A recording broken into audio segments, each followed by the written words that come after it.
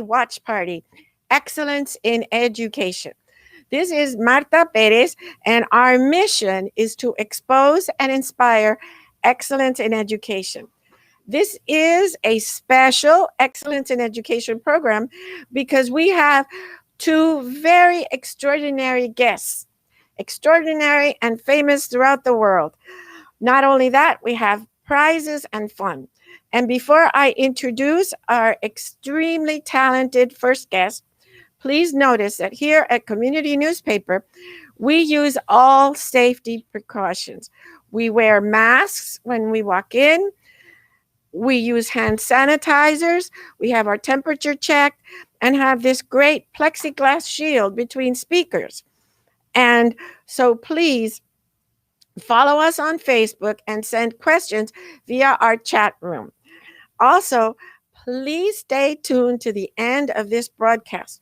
We have the two very special guests and a big raffle where 7 lucky students and 1 lucky teacher will win rare and exotic prizes. And I mean that. Now, please allow me to introduce one of the most influential figures in modern American education. He is the superintendent of schools for Miami-Dade County and has been since the year 2008. He has received countless national and international awards of the highest orders for transforming every aspect of our district and, most importantly, student achievement. And that is the emphasis of this program, Excellence in Education.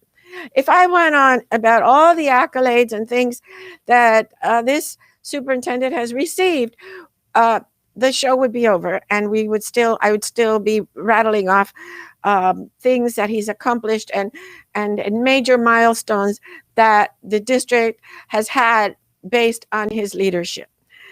So I'm only going to mention one that is very important and was so impressive at the time, but they're all impressive. He received the Broad Prize, which is like the Nobel Prize in education. He has an incredible career.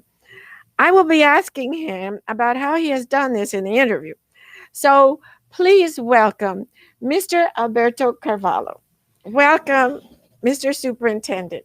Good morning, Dr. Perez. Thank you so much for the opportunity. I want to thank Community Newspapers also for serving as gracious hosts of this terrific program. And congratulations to you on hosting it. Thank you very much.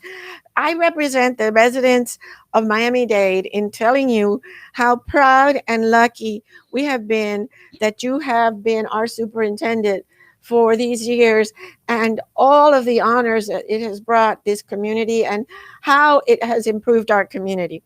But, Mr. Carvalho, before I ask you about the future of education, I'd like to ask you the questions that everyone wants to know about Alberto, the man.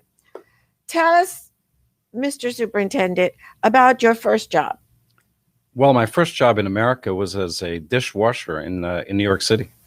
And I'll tell you, my second round as a bonus opportunity, my second job in America happened to have been as a day laborer in a construction site. So not everything was glamorous. It was dirty. It was hard. But always with a goal, with a dream of pursuing education. This is the nation that provides you with that opportunity, an opportunity that I absolutely seize. And that's where I am. That's why I am who I am today and why I am where I am today. So when you go to a restaurant, your first job in America was as dishwasher. Do you think about the dishwasher that's in that restaurant? Does that in any has that experience, has it influenced when you go to restaurants and when you pass by a construction site and you see these workers? What are your thoughts, or are you too concentrated on all the things that you have to do right now? No, I'm never too concentrated on the big picture to ignore the small, perhaps, but absolutely relevant elements of life. So you're absolutely right. When I'm in a restaurant, I think about the people who work behind the house, in the back of the house. And I often get to meet them. It's not unusual for me to ask to meet the dishwasher or the prep cook or the bus boy, all jobs that I've done. So I believe it's important to recognize the humanity and dignity in everyone, regardless of social condition or position they hold in life. The same thing happens in construction sites. So yes, it's always there. It's something I will never forget. It's part of my life, and I'm proud of it. I'm not at all ashamed. I actually tell our students that I arrived here poor. I was a dishwasher, but today I'm superintendent, which means that nothing is impossible if you have the right determination and rely on a good education. How did you happen to come to the United States, Mr. Superintendent? Tell us how you grew up, because a lot of people, they know you, they've seen your picture, but they don't know that actually you, well, tell us. You tell us. I will turn my 54 years of experience into less than 3 minutes. I was born to a very poor family in Portugal, a family of 6 kids. We grew up in a one-room apartment with no running water or electricity. I was sort of the middle child. I was the first one to complete high school. Both my father and mother had no more than a 3rd grade education. And the day I graduated high school, I felt that staying where I was really a dead ender for me. I would not have the opportunity to continue my studies. My parents were poor. They had neither resources or influence, which was at that time absolutely indispensable for kids to go to college. So I worked for about 8 months. I amassed enough money to buy a trip to the United States of America, much like millions before me. I arrived in New York City, and within 4 hours, I was washing dishes in the kitchens of New York. So And did you have relatives here, Mr. I did Superintendent? not. I came alone. I was 17 years old, And did you as I have said, did you have friends? I Someone? didn't have friends, but I certainly made friends very quickly when I got here. Did your parents think, this is crazy, you can't do this, or were they encouraging you? My father was much more understanding of what my plan was. My mother was heartbroken. She thought when I told her I'll come back in a month, Oh, she was absolutely certain that that was not going to be the reality. That in fact, this was a longer term commitment that I was making for myself. But once I got here, times were tough, but the opportunities also opened up. Mr. Superintendent, what was different in you, you think, than your other siblings? Who are they all there now? Are they still there? Unfortunately, 2 of my siblings passed away, in part due to poverty and diseases that perhaps in this country would have been fairly curable. But everybody's still there. I brought my father when he was alive, and my mom, who's still alive. I brought him to this country many times. They are both strong lovers of America and the opportunity they brought to me. My youngest brother has visited a number of times. He's now an oral surgeon. I met him. The youngest one has succeeded in completing school. And I don't know what's different between me and the rest of them. I think we're all equally talented, much like all of our children, sometimes a matter of opportunity. Maybe you were born at a different time and you have an experience with a teacher, and that was my case. Oh. I had teachers as a young boy who absolutely inspired me and absolutely made me believe that tomorrow could be better because of what I did in school that day. How is schooling different in Portugal than in the United States as far as, the years, etc.? And who tell us about that, though, that teacher or those teachers, and how that happened? We have moments in life. What was that moment with that teacher, Mr. Superintendent? So I really believe, and I talk about the fact that you cannot teach the child whose heart, you cannot teach the mind whose heart you don't touch.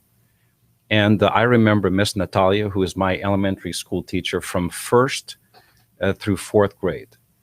And she was amazing. She was tough. Was she a young teacher or older? She certainly was not old, but she was not a brand new teacher either.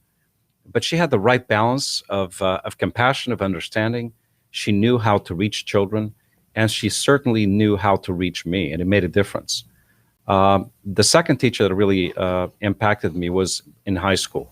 In 10th grade, I had a math teacher who really was influential in my life in decoding advanced math for me, and that has stayed with me. As far as the differences in educational systems, I truly believe that the K-12 environment in Portugal, as is the case in much of Europe, relies on more rigorous curriculum, what we here would call international baccalaureate level. Mhm. Then the higher ed process is far stronger in the U.S. than it is in Portugal and most European countries. There's also a significant difference the way students are scheduled. Here, there is a quite rigorous process where every single student starts the school day at the same time. That is not the case in my growing up. We started school at different times, depending on grade levels, depending on even the teachers that you had. So different type of organization. We also had a longer school year and a longer school day, and that was interesting. But look, physical education was important. Arts and music were important, as is the case here in Miami-Dade. So there are commonalities, but there are also some significant differences. Time is going so fast, Mr. Superintendent. I could go on and on with questions, but I did want to give our viewers a little flavor of who you are, because I know that you get interviewed all the time, but it's always about very important, significant issues surrounding our education and Miami-Dade, and particularly now with the virus and all of those challenges. So just one question about that is more of a personal side. I'll make it round robin very quickly, so you get them all in. And then we'll go on into the future, which is where we're all headed. You wear, besides the hat of superintendent, and I know school principal too, you are also two other very important hats that you wear. One is the father to Alexandra and the husband to Maria. Please tell us, you told us a little bit about your family in Portugal. Tell us about your American family. Well, my American family, beyond the MDCPS family, which is rather large, obviously is my wife Maria, my daughter Alexandra. My daughter Alexandra lives in Atlanta.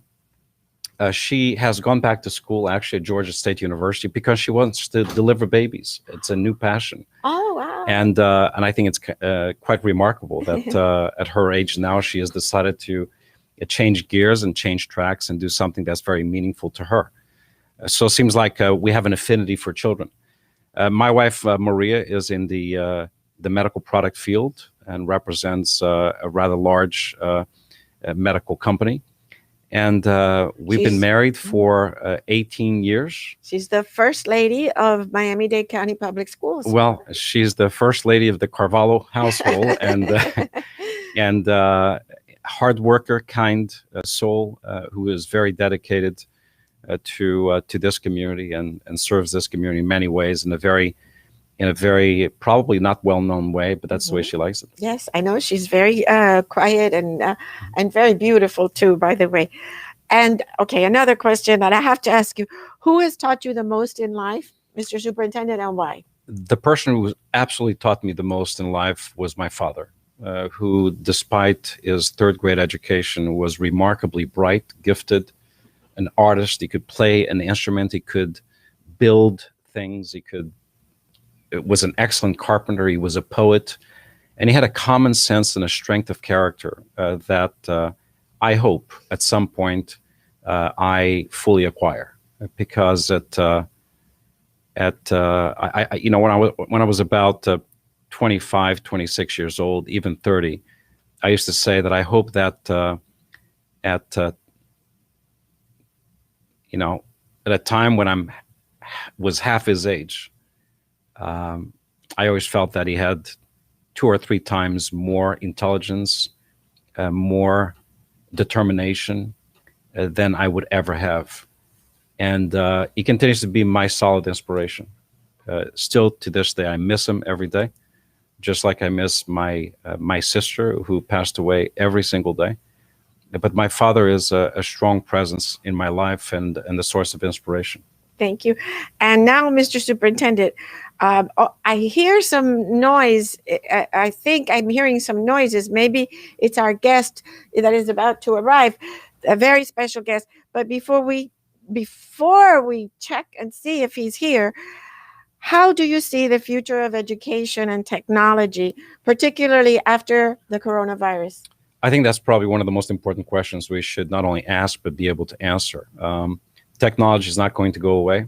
I think the process of at least a hybrid model of education where parents are somewhat in charge of that decision, that's not going to go away, because the pandemic gave parents a very unique front row seat to what's happening in their child's education. The curtain was open and they saw that they could learn, they could connect from a distance, and they could see what teachers were doing, they could see their own child's interaction. So I think moving forward, our educational system across America will pivot significantly, will be more individualized, it will be more child-centric, really understanding what children need. It will rely in part on technology, but it will not ever abandon the personalized attention that a physical teacher will have in the lives of Yes, sir. children. We've certainly seen that. Yeah, to because be very important. You know, what our data is showing, not only here, but across the country, the social isolation driven by this pandemic is leaving a lot of children behind. So we're not there at a point where technology, and it will never be there at a point where technology replaces the warm, sophisticated, professional, loving interaction that a teacher has with children. But it will definitely shift, and I think parents will continue to be important protagonists in making choices for their children, inclusive of hybrid models of education, shared time between home and school, in addition to, I think, explosive choice in a number of different arenas. Very, very. Thank you so much, Mr. Superintendent. Thank you. And as I promised, we have another extraordinary guest. He is a person who flies around the world in one night and delivers millions of toys and eats his weight in cookies every year. He is a Superman that children already know. And Dr. Fauci has said that he has innate immunity and won't spread the virus to anyone this Christmas. And we will still have to be taking precautions. So we'll take our precautions because he's about to enter. If you have your mask, Mr. Superintendent. This is, ladies and gentlemen, a first. A Facebook party, excellence in education, a first in coming into this building. The one and only Santa Claus. Yes, yes. This is so exciting, Superintendent. It's always an honor to have you, school board member. It's a pleasure. Listen, I had to sneak in the back door because there's not a lot of room in this place. Oh, you I cannot know. park the sleigh in the front. Yes, sir. Did you Well, park? I drove my nephew's cousin's brother's Corvette. Okay. The baby blue one. There I you was go. out there, so nobody really noticed me. There you go. Santa, how are the elves? The elves are doing good. We keep them all separated. And we're feeding them different. We're giving them box lunches to keep them away from everybody. Okay. So they're ready to rock and roll. But other than I'm delivering it, we got Lyft, Uber, American, UPS, American. What else we got? Amazon. Everybody this year is working as one team to make the world a better place. Santa, are you having to use Zoom? Oh, I'm so zoomed out. I've gained so much weight because all I'm doing is eating on Zoom. But yes, we're using a lot of Zoom. Can you tell who's who with the elves when they're wearing face masks? No, we all look the same. They're working. Never worked harder. They've never worked harder. What about the reindeers? How are they doing? Oh, my reindeers, they love me. They're all excited. They're ready to rock and roll. Any complaints from the reindeer union about having to wear face masks? No. It's like the ETD. We're all working together to make it a better place. Very good, very good. And Mrs. Claus, how's Mrs. Claus? I was just gonna call her to see how she's doing. Can Mrs. Claus will she make me dinner? I don't know. Let's see. What else do we got, Mrs. Claus? She's very excited because this year we're going to try to make everybody very happy. Okay. All right, hold on. Mrs. Claus? Well, she must be busy. Oh, well. Hey, Mrs. Claus, this is Santa, your husband. Do you have dinner? Are you going to make dinner for me tonight, or should I pick up a takeout? Okay. Take it. Very Mrs. good. Claus says takeout. All Takeout. kind of nice place. Okay. Well, there's always. Do they deliver Uber Eats? Does it deliver in the North Pole? Yes, they do. Oh, very good. There's a lot of good places to eat, so we'll get it delivered. All right. Very good. I'm so glad that you're so thoughtful of Mrs. Claus's time. Now, we have a very important question that we got from some of our kids. They want to know, Santa, this year, how you're going to determine who's naughty and who's nice. Well, this has been a tough year. Yes, sir. And we think that everybody deserves presents this year, especially the public school students. They're working really hard, and it's tough. People want to interact. You guys have done a great job.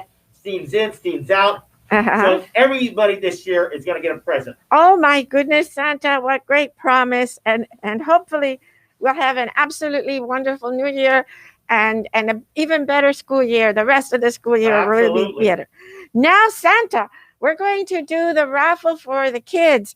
And I want to thank, first of all, very, very, very, very special thanks to Grant Miller, who Santa. I hear he's interesting guy. He's the nicest guy. He went to Palmetto High School. He went to Palmetto Junior High. He went to Howard Drive, Miami-Dade Public. He is a public school guy. And he never says no matter what you ask. Food, he loves food. He loves food.